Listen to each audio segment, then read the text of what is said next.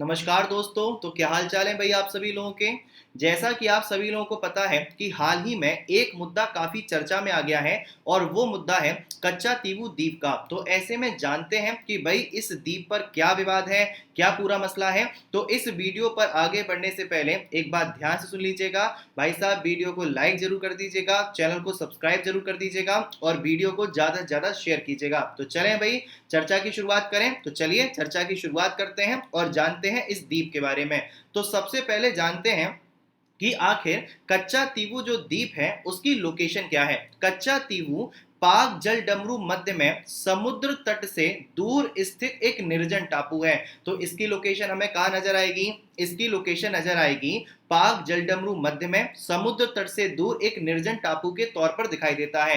अब भाई ये पाक जलडमरू मध्य कहाँ पर है। पाक जलडमरू मध्य हमको भारत के दक्षिणी हिस्से और श्रीलंका के उत्तरी हिस्से के मध्य में दिखाई देता है। तो ऐसे में यदि हम इसकी लोकेशन की बात करें तो भारत के रामेश्वरम और श्रीलंका की जो मुख्य भूमि है उसके बीच में हमको ये जो द्वीप है वो दिखाई देता है। अगर एग्जैक्ट लोकेशन की बात करते हैं तो भारत के रामेश्वरम से मात्र 12 मील और श्रीलंका के जाफना के नेदुंडी से 10.5 मील की दूरी पर यह द्वीप मौजूद है। और अगर हम इस द्वीप के क्षेत्रफल की बात करें तो इस द्वीप का क्षेत्रफल कितना है। इस द्वीप का क्षेत्रफल लगभग 285 एकड़ है और यदि हम इसकी अधिकतम चौड़ाई की बात करें तो इसकी अधिकतम चौड़ाई 300 मीटर है। तो इसकी लोकेशन हमें कहां देखने को मिल रही है, भारत के दक्षिण में रामेश्वरम से मात्र 12 मील की दूरी पर और श्रीलंका के उत्तर में जाफना के नेदुंडी से मात्र 10.5 मील की दूरी पर।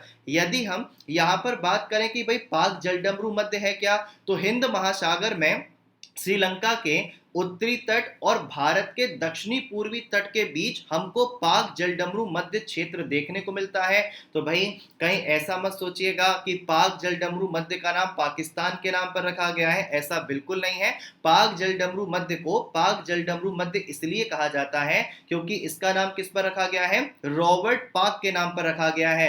रॉबर्ट पार्क एक जो है ब्रिटिश व्यक्ति थे जो कि 1763 से लेकर 1767 तक मद्रास प्रांत के गवर्नर रहे थे और इस पाक जलडमरू मध्य का जो नाम रखा गया है इन्हीं रॉबर्ट पार्क के नाम पर रखा गया है। तो देखिएगा हमें जो है कच्चा तीपू द्वीप की जो अवस्थिति है यहाँ पर प्रॉपर नजर आएगी। ये भारत का हमें दक्षिणी हिस्सा नजर आता है, ये श्रीलंका का हमें उत्तरी हिस्सा नजर आता है और यहाँ पर हमको जो है ये पाक स्ट्रेट नजर आ रही है। और इस पाक स्ट्रेट यानी कि पाक जलडमरू मध्य में ये जो लोकेशन नजर आती है वो किसकी है, वो कच्चा तीवू द्वीप की है। तो चलें भाई चर्चा करें। तो चलिए जानते हैं कि आखिर कच्चा तीवू जो द्वीप है उसका इतिहास क्या है।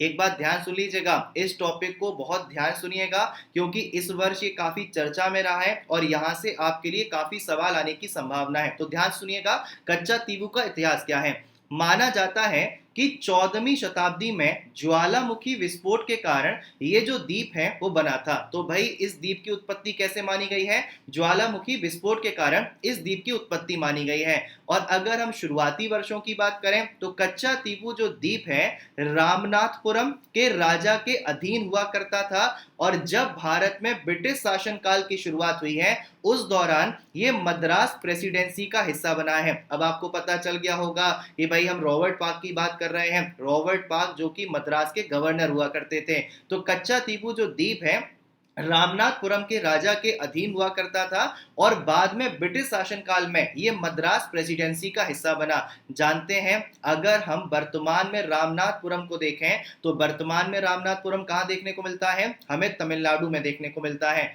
इसके अलावा अगर हम ब्रिटिश टाइम की बात करते हैं तो ब्रिटिश टाइम पीरियड के दौरान ये जो कच्चा तीवू द्वीप है इसका उपयोग जो है भारत और श्रीलंका के द्वारा संयुक्त रूप से ही किया जाता था। तो ब्रिटिश टाइम पीरियड के दौरान ये जो कच्चा तीवू द्वीप है इसका इस्तेमाल भारत और श्रीलंका संयुक्त रूप से ही किया करते थे।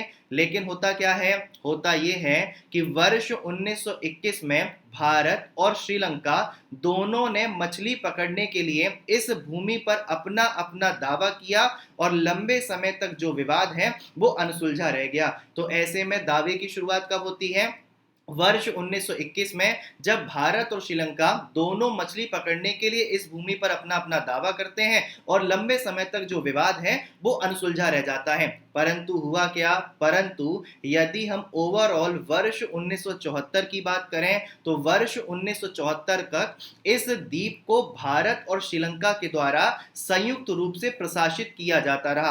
अब भाई वर्ष 1974 में क्या हुआ, उसका घटनाक्रम क्या हुआ, उसको आगे जानेंगे। लेकिन एक बात ध्यान से सुनिएगा कि वर्ष 1974 तक क्या होता रहा, वर्ष 1974 तक इस द्वीप को भारत और श्रीलंका के द्वारा संयुक्त रूप से प्रशासित किया जा रहा।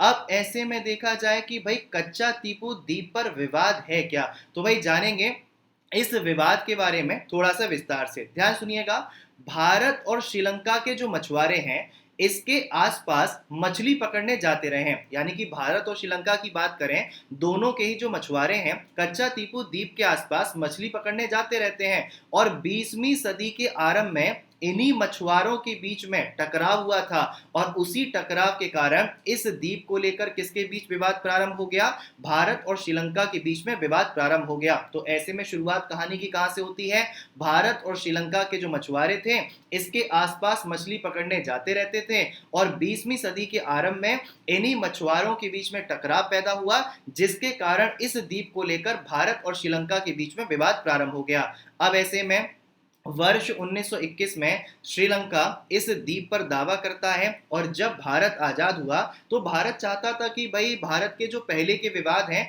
उन विवादों को सुलझाया जाए, तो भारत इस दिशा में प्रयासरत होता है। और इसी कड़ी में वर्ष 1974 में भारत ने एक संयुक्त समझौते के माध्यम से इस द्वीप को श्रीलंका को सौंप दिया। तो भाई साहब हुआ क्या, वर्ष 1974 में भारत ने एक संयुक्त समझौता किया और उस समझौते के माध्यम से इस द्वीप को श्रीलंका को सौंप दिया गया, या फिर हम कह सकते हैं इस द्वीप पर श्रीलंका का अधिकार स्वीकार कर लिया गया। उस समय भारत की जो प्रधानमंत्री थी वो श्रीमती इंदिरा गांधी जी थी। अब होता क्या है, 2 वर्ष बाद यानी कि वर्ष 1976 में एक और समझौता होता है और उस समझौते के माध्यम से भारत ने इस क्षेत्र में मछली पकड़ने का जो अपना अधिकार था वो भी छोड़ दिया। अब भाई साहब विवाद को पूरी तरह से समाप्त करने के उद्देश्य से वर्ष 1976 में दोनों देशों के बीच में अंतरराष्ट्रीय समुद्री सीमा रेखा का सीमांकन करने के लिए संधियों पर हस्ताक्षर भी हो गए। तो ऐसे में क्या हुआ, वर्ष 1976 में हमारे और श्रीलंका के बीच में अंतरराष्ट्रीय समुद्री रेखा का यहां पर सीमांकन करने के लिए संधियों पर हस्ताक्षर किए गए। परंतु समस्या का समाधान होने के बजाय समस्या में हमको बढ़ोतरी नजर आती है। अब होता क्या है, होता यह है कि भारत के बड़ी संख्या में जो मछुआरे हैं वो आपके हिंद महासागर के क्षेत्र में मछली पकड़ने के लिए जाते हैं और ऐसे में वो गहरे समुद्र में भी जाते हैं। तो इस द्वीप का जो उपयोग है मछुआरों के द्वारा पकड़ी गई मछलियों को छांटने के लिए और अपना जाल सुखाने के लिए किया जाता है, जो अब देखा जाए तो भारत की अंतरराष्ट्रीय समुद्री सीमा रेखा की दूसरी तरफ स्थित है।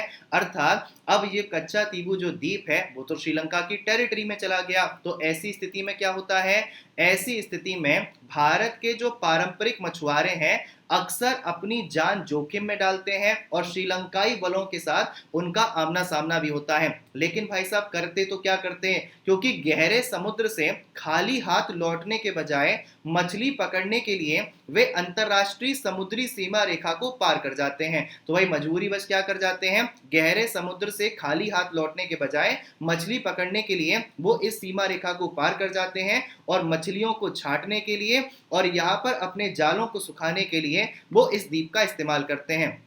परंतु उनके ऐसा करने पर श्रीलंकाई नौसेना अंतरराष्ट्रीय समुद्री सीमा रेखा को पार करने वाले भारतीय मछुआरों को गिरफ्तार कर लेती है या उनके जाल को नष्ट कर देती है या फिर उनके जहाजों को हिरासत में ले लेती है। तो यहाँ पर असल समस्या अब क्या देखने को मिल रही है कि सोचिए, एक द्वीप जिस पर हमने विवाद का निपटारा करने के लिए श्रीलंका का अधिकार मान लिया और अगर उस क्षेत्र में भारतीय जो मछुआरे हैं वो चले जा रहे हैं तो उनको गिरफ्तार किया जा रहा है, उनके जालों को नष्ट किया जा रहा है और उनके जहाजों को हिरासत में भी लिया जा रहा है। तो ऐसे में तमिलनाडु विधानसभा में एक प्रस्ताव पारित किया। अब आप सोचोगे सर जी तमिलनाडु विधानसभा में क्यों, क्योंकि भारत के दक्षिणी हिस्से में जो आपको प्रदेश नजर आएगा वो तमिलनाडु नजर आएगा, और इस मैटर में जो मछुआरे इन्वॉल्व हैं वो तमिलनाडु के मछुआरे हैं ज्यादातर। तो वर्ष 1991 में तमिलनाडु विधानसभा में एक प्रस्ताव पारित किया गया और कहा गया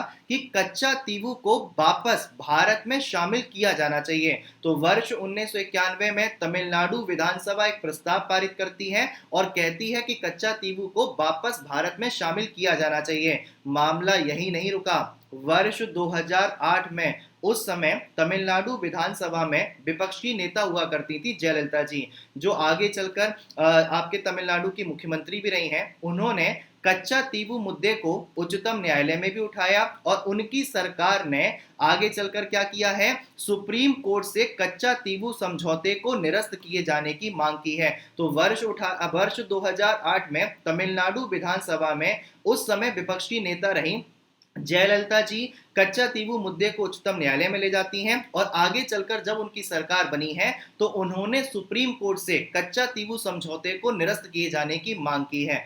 अब इस स्थिति में वर्ष 2022 में एक घटनाक्रम और देखने को मिलता है। मई 2022 में तमिलनाडु के मुख्यमंत्री के स्टालिन ने चेन्नई में प्रधानमंत्री नरेंद्र मोदी की उपस्थिति में यह मांग रखी थी कि कच्चा तीवू द्वीप को श्रीलंका से वापस लिया जाए। तो ऐसे में यहाँ पर हमें क्या नजर आ रहा है, भारत के कई हिस्सों से ये मांग उठती नजर आती है कि कच्चा तीवू द्वीप को क्या किया जाना चाहिए, भारत को वापस लेना चाहिए। तो उम्मीद करते हैं कि भाई आपको ये विवाद बहुत अच्छे समझ में आया होगा, ये मैटर बहुत अच्छे समझ में आया होगा। तो इस वीडियो को लाइक जरूर कीजिएगा, चैनल को सब्सक्राइब जरूर कीजिएगा और बेल आइकन जरूर दबा दीजिएगा, जिससे कि आगे के जो वीडियोस हैं उनके अलर्ट आपको मिलते रहें। तो चलें भाई, चलिए, तो ख्याल रखिएगा, खुश रहिएगा, हंसते रहिएगा, मुस्कुराते रहिएगा। जल्द मुलाकात होगी अगले वीडियो के साथ। धन्यवाद, खुश रहिए, ख्याल रखिए, धन्यवाद।